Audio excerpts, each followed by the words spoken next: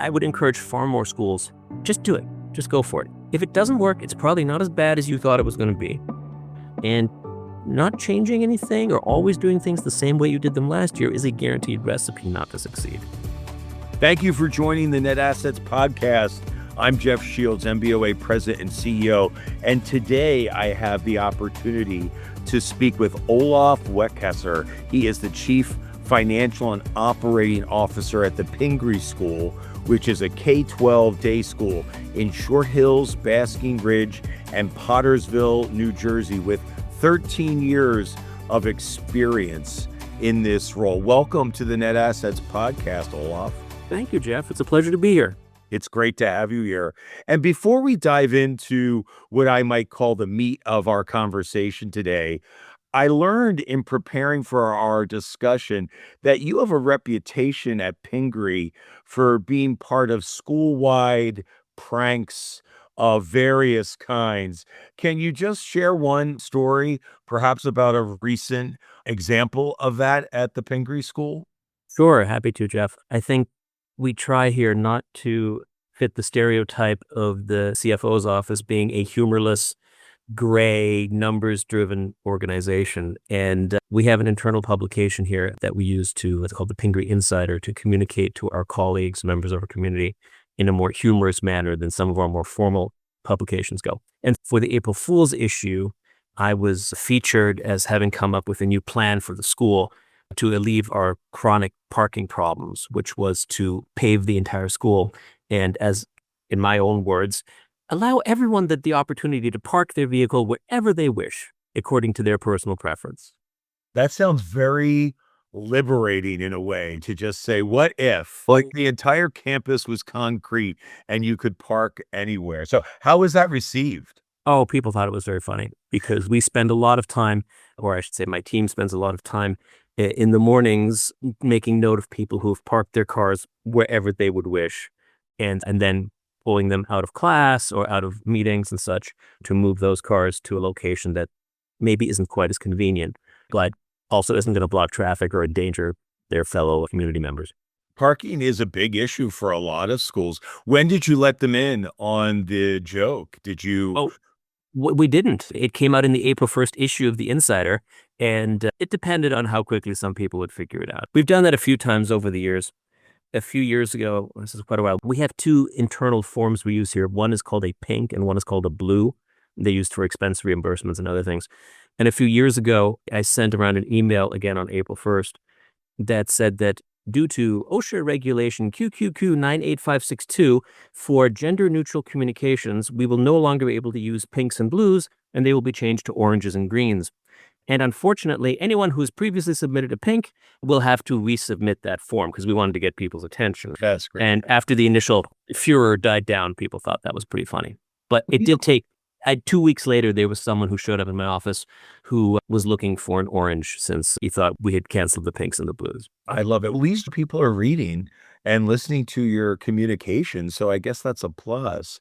But where do business officers get this reputation about being humorless? I've worked with independent school business officers for 15 years, and anyone who's come to an MBOA annual meeting would know that we have a really great time when we get together. What's your take on that, Olaf? Jeff, don't let the cat out of the bag. This is part of our performative doing of our job. Yeah, okay. It's a trade secret that we're really a lot of fun. That's right. And we do have to, a big part of my job feels like it comes down to saying, hey, that's a really interesting idea, but have you thought about how we're going to pay for that?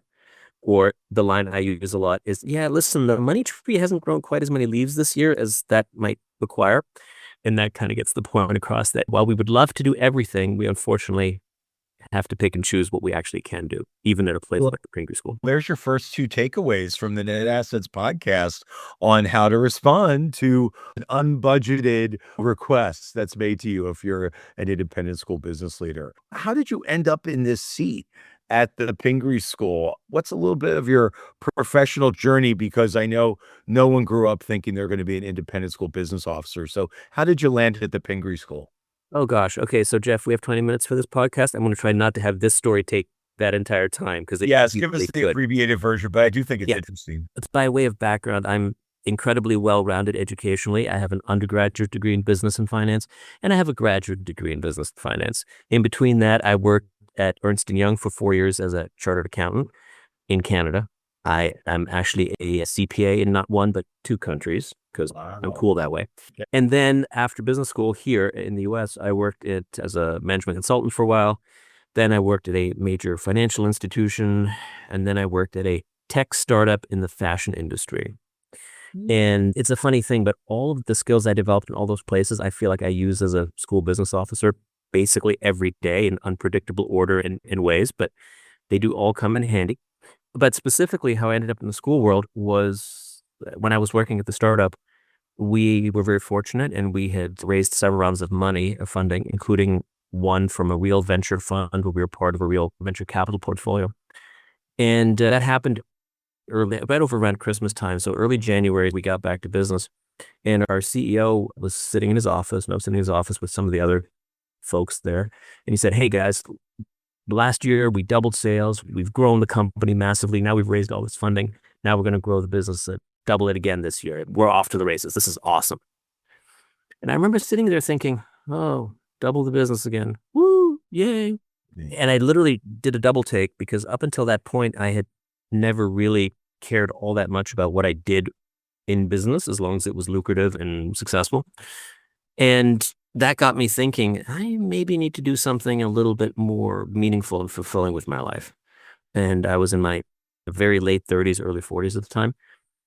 And coincidentally, a good friend of mine, also from business school, had a similar experience a few years earlier and had gotten into school, actually university business administration.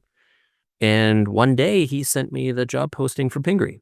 And he said, "You said you wanted to get into this." And coincidentally, we were applying my daughter to kindergarten at the time. And he said, "So what better fit than this? You should apply." So I did. 32 interviews later, I got the job. And That's the educational interview process, Olaf. oh yeah. Oh yeah. They weren't all individual, but I met 32 people in one day. Got home about 7 o'clock at night, slept for 12 hours straight. I was completely exhausted, but turned out to be a great decision and a great fit. And I've been here ever since. Don't you think they were testing your endurance?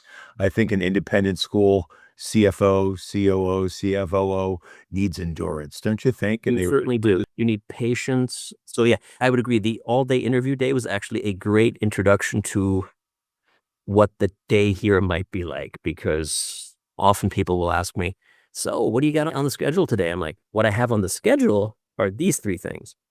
What I'm going to end up doing is anyone's guess." I know the feeling. I know your colleagues do too. Yeah, we'll see what comes down the pipe once I sit down and we'll go from there.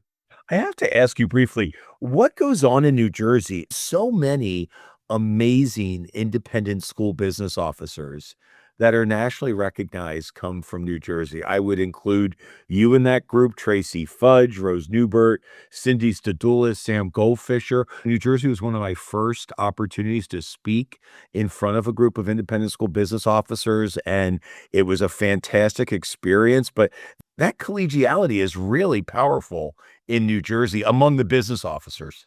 Jeff, I remember that. I think that was one of my first NJIS events that I went to. And Oh, there you go. It was about the same time. Yeah. that's right. That's right. I remember that day. I think what one of the biggest factors is we have real competition here.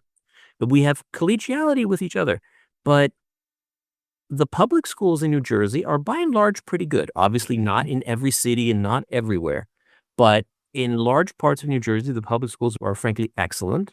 The property taxes are also, as I think anyone who knows anything about New Jersey knows, are also very high.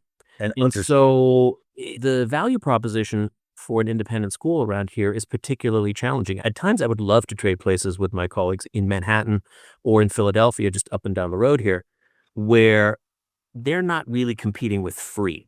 Whereas for us, not only do we have to justify why someone might want to send their child to the Pingry School as opposed to one of the other excellent independent school alternatives, but also why they shouldn't just send them to their local public lower, middle, or high school for which they have already paid and are not getting any credits for.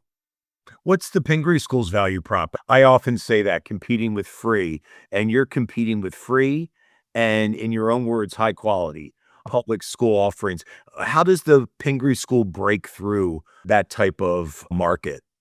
Well, I would refer you to my colleagues across the hall here who are in blooded management, but I'm actually going to a prospective student event tonight, so I'm going to see if I can hone my message a little bit. First of all, and Jeff, I think you may have heard me say this, and some of my colleagues hate this, but it's my catchphrase. I try to remind folks that I work with that we're in the Ferrari business, or we're in the being awesome business. Our tuition is now over $50,000 a year, and as I always remind everyone, it'll go up forever, and that doesn't mean we're stupid. But for that price, no one's coming here because they have to. We're in a luxury good business where people are using some of their discretionary spending that they might spend on a Ferrari to send their child or children here. And people do that because of what we offer is outstanding in whatever area it is they care about. That's number one. So obviously, we provide an excellent academic education. Our college counseling folks can read you the statistics of where our graduates go. It's very impressive. We would put that up with anybody. But we try to make going to Pingry about being at Pingry, not about getting into whatever you need to get into after Pingry. What I think we do a very good job at, even though we're a large school, we have 1,200 students, is allowing every child to find what they want to do. And all schools say that. Again, it's The best version of the best of version of yeah. themselves, and it's a horribly overused phrase. But I would say, and again, I don't know if I mentioned this, but I'm also a member of a parent of a 13-year Pingry student who's going to graduate next month. So Wow. I have seen that, and my child is going off to do film production at the University of Kent in Canterbury, England, which makes her the first Pingry graduate to go to that particular university. And not the kind of thing that one would typically associate, but having seen this firsthand. But my child is completely different from me. She wants to make movies. She has actually made movies. She sings beautifully. She does drama, and she's a performer and an artist. And Pingree has really helped her and helped her find herself and helped her grow from the little kid that showed up here as a 5-year-old. And now she's a young woman going off into the world where I'm sure she'll do spectacular things. At the That's a same pretty great message for tonight. Yeah. And at the same time, we have students here who, did BC Calc as sophomores and are doing math that I don't understand. One of my advisees just came back, actually yesterday. I used to be an advisor as well. She's about to be a senior at Yale, Oh my god. and she's going off for her third summer of being an intern at Microsoft. And I said to her, they're probably going to make you an offer when you're done this summer. She's like, they are? But why would they do that? I won't have graduated yet. And it's just because you're a genius and you're super smart. So the point being, at a school like Pingry, at least for us, we can help the students. We don't make them. They do it themselves. We just enable it. Of course. We enable the students to find what it is they really want to do, what their passion is, and to really make it work. Not just in that sort of condescending, oh, that's nice. Yes, follow your passion, but in a truly professional, like next level kind of way. That's really exciting. And that's a really great testimonial about your school. I've used similar language when I talk about the independent school business model and it being a premium service. And sometimes you never know in an audience, there could be some pushback on that because it's education. And I really do believe in education as a vocation for individuals. And I understand that higher purpose. But when it gets right down to it, it is a premium service, and it would have to be if you could avail yourself of the same service for free down the street. Just like the Ferrari or the BMW has 4 wheels, has a steering wheel, has a motor, but why do you gravitate towards a Ferrari or a BMW and not the insert your more reasonably or differently cost item there? So you're preaching to the choir on that one, and I think it's a healthy perspective to have to advance our school's value proposition and why we're unique and different. And Jeff, it's interesting too. And again, I'm acutely aware that sometimes I speak from the perspective of a school that has resources. Are we resource constrained? Yes, everyone is resource constrained, but we're less constrained than some. But when we think about how we spend money and the CFO's office, I don't necessarily decide these things, but I certainly have influence and strategic input and direction. I have to constantly remind my colleagues that if we're going to do something, we need to do it awesomely, not okay or mediocre or good enough. Either don't do it, or if you do it, awesome, because no one's looking to have something associated with Pingry that's just okay. That doesn't help our brand. And I would argue that a lot more independent schools should approach things that way. Because I think not all, again, there are certainly schools that do great work in underserved communities and in cities where public schools aren't really a good option. But for many of us, we have to embrace the fact that what we do here has to have a certain standard in order to justify its cost. And I think we like to pretend that our product is more widely appealing than it actually is, but then it actually can be because of how much it costs. And I have yet to figure out how to do it better, do it cheaper, but as good. Let's talk about how you've been spending some of that money with some of your resources, we should say. And in 2021, when many of us were still reeling from the pandemic, Pingry acquired Purnell School. And I want to hear more about that because that's really a hot topic for a lot of our schools thinking about their path towards long-term financial health or financial sustainability. They think about mergers, acquisitions as potentially a business strategy for them. Can you tell me what was your school's thinking and strategy behind that acquisition? So, Jeff, first of all, I need to clarify because otherwise our lawyers will call me up. We did not acquire the Purnell School. We acquired the campus of the Purnell School. Excellent. We bought some real estate from that particularly legal entity. We have no legal affiliation with the Purnell School as Well, that's an important distinction, so I'm glad you clarified it. What was the school's business strategy with acquiring that campus, that physical space? Sure. So I will say flat out, it was somewhat opportunistic. We know some of the folks who were involved with Purnell and its sort of decision to cease operations. And so they called us up and said, hey, would you guys maybe be interested in buying our campus and continuing to run it as a school? I think there was a desire amongst the folks, the sort of the final trustees of Purnell, for the legacy of the school to continue in some way and to continue as an educational institution as opposed to being redeveloped or turned into some other kind of. That makes sense to me. And so we of course were very happy to do that.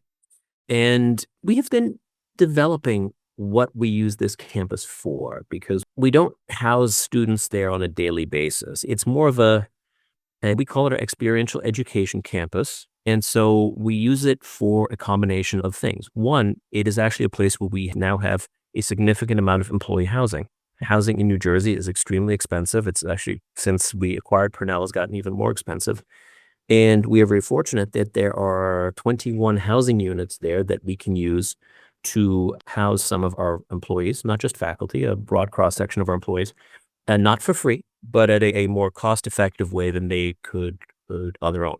And it really helps us with recruiting and bringing folks in from other parts of the country that might be unfamiliar with New Jersey.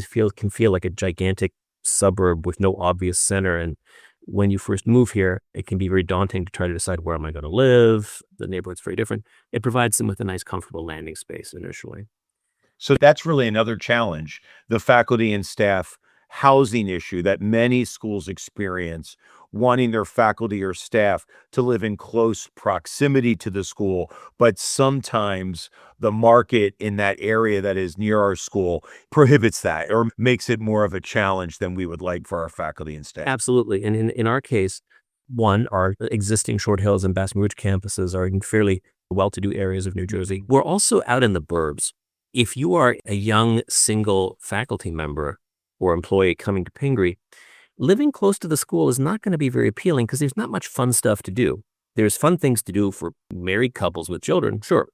But many of our younger faculty live quite far away in Hoboken or Jersey City or even Morristown because that's where it's fun to be young and single.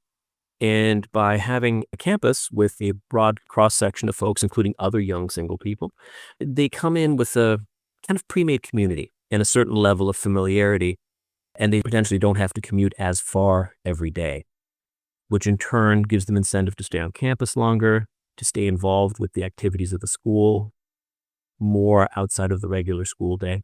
It just helps build community. So are you suggesting that the opportunity presented itself, you seized the opportunity, and then once you made the acquisition, Is that when the wheels started to turn as far as we could use it for this, we could use it for this? That's really bold. Yes, the housing we had as an idea right away.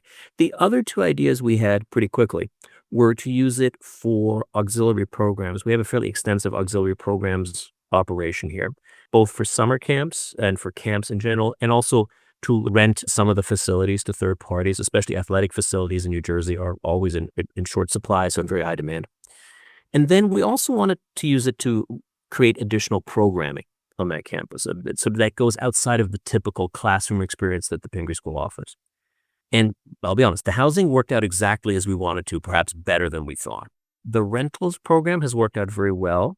The summer camp has been more of a challenge, partially because it's a bit far away from where a lot of our families are. And summer camp is a tricky market here, especially generic summer camp. So many of our kids want to do lacrosse camp or science camp or very specific programming. And the academic programming was probably the hardest to create because, again, the campus is about 20 minutes away from our current campus. So it's moving students back and forth is a bit challenging. But what we've gradually focused on is creating sort of immersive experiences that perhaps involve staying overnight with a group of people for a few days, almost like an internal conference center, like our own little version of a team overnight or a music team overnight. We have a music club here that does Japanese drumming.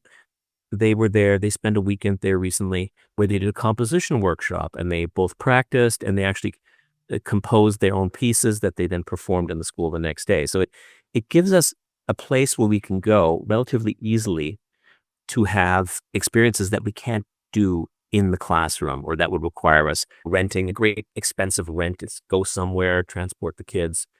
We can now do that there. We have some partnerships with outside institutions. We're working on a partnership, an environmental science camp with Swarthmore University. I'm not sure if you've heard of the Stanley King Institute. We're now their new host for their summer programs at our campus. We've hosted actually some NJIS events there. That has evolved. But yeah, when we first bought it, it was a bit of a, hey, this is too good of a deal to pass up. And there are enough opportunities for us to do great things here that we should go for it. So the outcome is programmatic enhancement. How about non-tuition revenue? Is it paying off in that regard? Oh, yeah, absolutely. In the campus, it pays for itself already. This just from the housing, frankly, pays for itself. Gotcha. And pays for the operating costs of the campus. Summer camps, and especially the auxiliary rentals, make a nice contribution to the overall cost of operating the school. And our academic and co-curricular programs, and it's a little early to say how profitable they're going to be. Yes. They're not costing us anything, but we're not making huge money. Those are probably more in the area of expanding the quality and prestige for our program and the opportunities for our students to do things that they couldn't just do at their local public school or couldn't really do anywhere else. So as we wrap up, what advice would you give to a school that has a similar opportunity to acquire an additional physical space and to make that type of move with their limited resources? What advice would you give to a colleague about how they approach that? Two thoughts on that. I personally think and Jeff, this is probably a broader topic for MBOA one of these days. I personally believe that successful independent schools is a scale game. And in order to thrive long-term, most of our schools have to get bigger in whatever way they feel that is appropriate. That could be Interesting. growing enrollment, if they can, merging with someone else, growing their capacity, whatever it is. And so in general, if your resources allow it all, I would say go for it. I would also, again, point out for many schools, I think we have, as an industry, such a tendency to come up with a great idea and we say to ourselves, yeah, this is going to work really well. Then someone will ask a question like, but what would we do during a total eclipse on a Tuesday? And then we're like, we're not sure. And then suddenly everyone goes, well, then we don't. Then we better not do it because there's some uncertainty here. Great ideas being questioned to death. And because we don't have all the answers, we can't move forward. That the whole concept of yeah, but, or what about, or I just have this one. But I would encourage far more schools, just do it. Just go for it. If it doesn't work, it's probably not as bad as you thought it was going to be. And not changing anything or always doing things the same way you did them last year is a guaranteed recipe not to succeed and not to be relevant in the future. And step off that ledge, jump into that unknown puddle of water and give it a shot. I really want to add to that because I think great leaders have a certain appetite for ambiguity, can operate at a certain level of ambiguity. And people may not see independent school business officers as being able to do that. But you just gave a great case study on how you seize an opportunity. You don't have all the answers, but you see it as we'll figure that out. We're 80% there. We've got it figured out. The other 20%, we'll do it when we can. I think that's really exciting. And I think more independent school leaders writ large could really learn from that. Yeah, I think part of it is too, because we think in the period of years, right? I have this conversation with our trustees a lot, those from the business world, where they'll occasionally, especially someone who's new, will be like, "Whoa, how do our results compare to last month?" I'm like, I don't care. It doesn't matter. Our business runs in yearly cycles, right? We can compare how we did this year to how we did last year, but how we did in February to how we did in January is not relevant. And that's, on one hand, a good thing. But it does make us so slow to do anything, right? Because it so quickly becomes tempting to say, "We'll deal with that next year."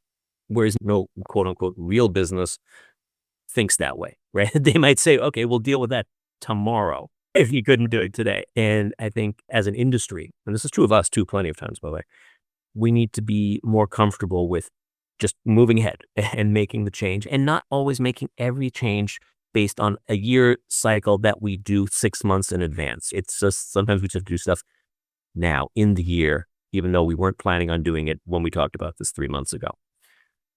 I think that would make us all happier in the long run. I would agree. And I knew this was going to be an enjoyable conversation. Unfortunately, that's all the time we have. So I want to thank you for being a guest on the Net Assets podcast. And I want to thank everyone for listening. So much appreciated, Olaf. Jeff, thanks for having me. It's been a real pleasure, and the time went very quickly. So thank you. Be sure to subscribe to our podcast on Apple, Spotify, or wherever you listen to your favorite podcasts. For more information on MBOA, visit us online at mboa.org. I'm Jeff Shields, MBOA President and CEO, and your Net Assets podcast host. Tune in next time.